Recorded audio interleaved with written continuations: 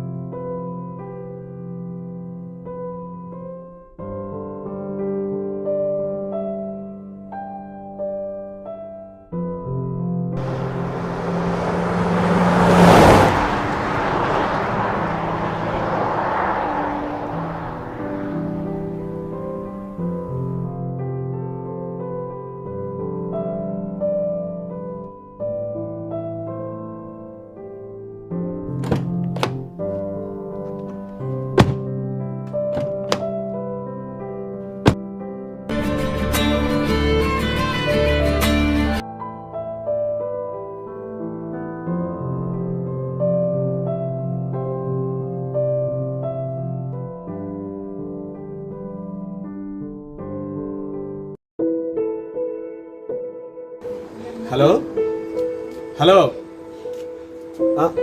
ఎవరైనా ఉన్నారా ఇంట్లో?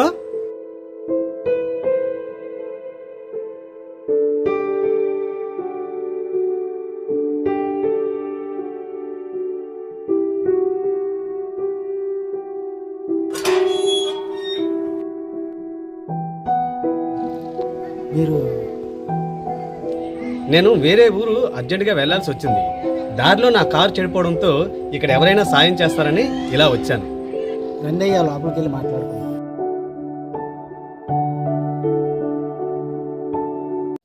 నన్ను పట్టించుకునే నాదుడే లేడు.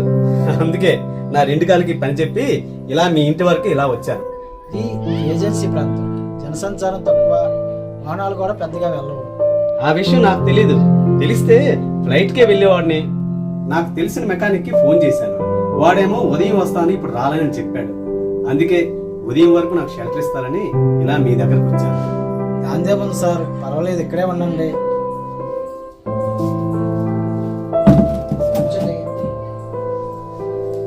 Thank you.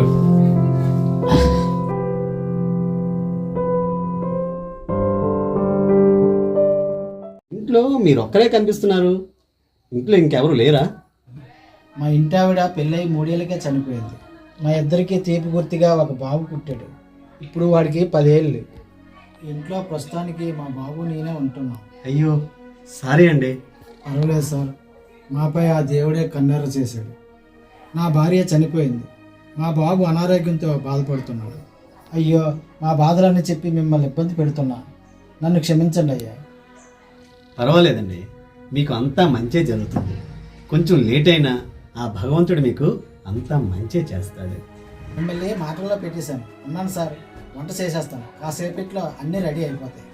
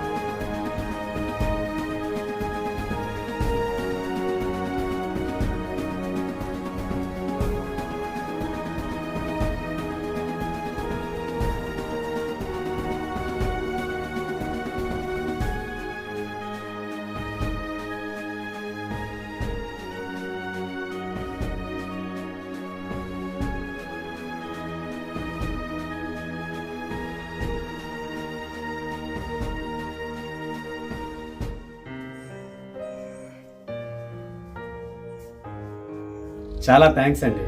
రాత్రి ఉండేందుకు షెల్టర్ ఇచ్చి మంచి భోజనం పెట్టి నన్ను చాలా బాగా చూసుకున్నారు. ఎవరో తెలియని నన్ను ఇంట్లోకి పిలిచి సొంత మనిషిలా చూసుకున్న మీకు ఏమిచ్చినా రుణం తీరదండి. దానిదేమో సార్, పర్వాలేదు. మిమ్మల్ని ఆ దేవుడు పంపించిన అతిథిలా భావిస్తున్నాను.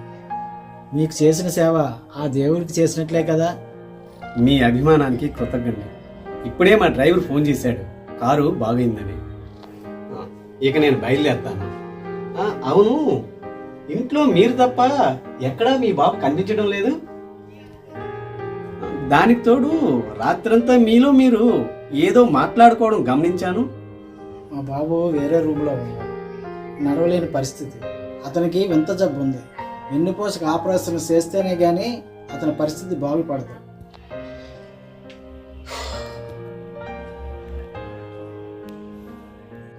ఇక నాలో నేనే మాట్లాడుకుంటున్నాను అన్నారు కదా. మా బాబు ఆరోగ్యం బాగుపడాలని ప్రతిరోజు రాత్రులు ఆ షిరిడి సాయిబాబాను ప్రార్థిస్తూ ఉంటాను. మరి బాబుని ఒక మంచి డాక్టర్ దగ్గరకు తీసుకువెళ్ళి చూపించవచ్చు కదా. చంద్రశేఖర్ అనే పేరున్న డాక్టర్కి మా ఊరు సామాజిక కార్యకర్త ద్వారా ఫోన్ చేయించి సాయం చేయమని అడిగాను. అందుకు ఆయన తిరస్కరించాడు. అంతా ఆ షిరిడి సాయిబాబా మీదే భారం వేశాను. ఆయన చూసుకుంటాడనే నమ్మకం ఉంది. అందుకే రోజు ఆయన్ని ప్రార్థిస్తూ ఉంటాను. ఏమన్నారు? ఆ డాక్టర్ పేరు చంద్రశేఖరా? అవును సార్. ఆయన మీకు తెలుసా?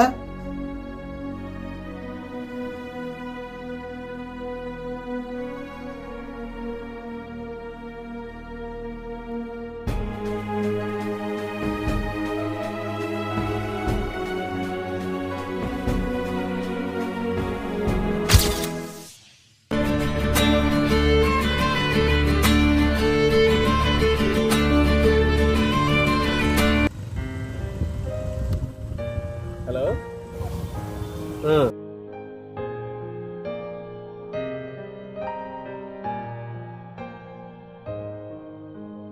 అవును,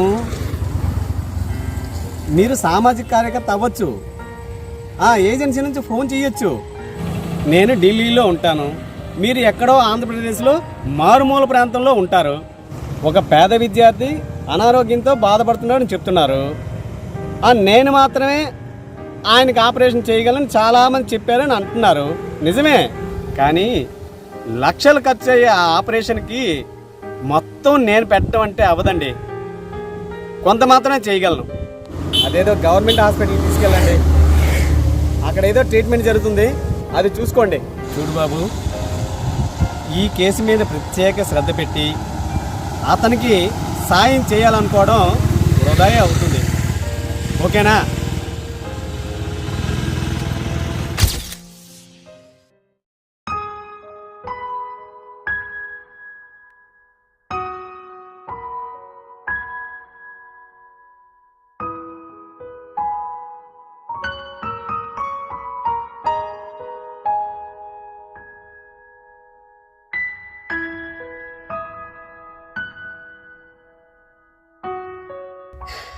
షిరిడి సాయినాథ, నీ మహిమలు ఎవరికీ అర్థం కావు తండ్రి.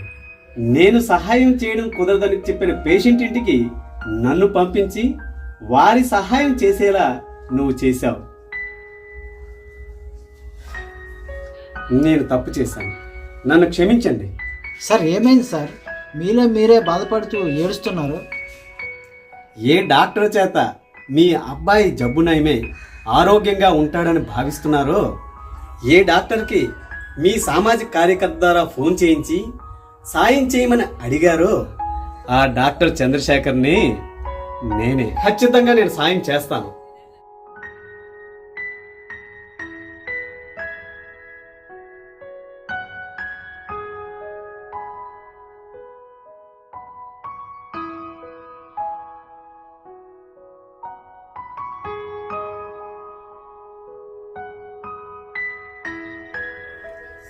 నన్ను క్షమించండి.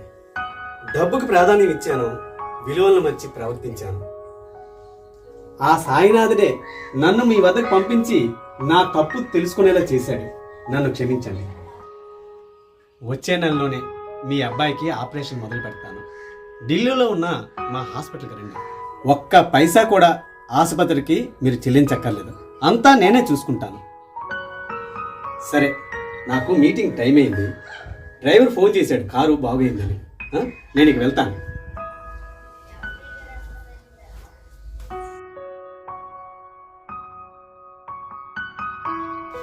సాయిరామ్.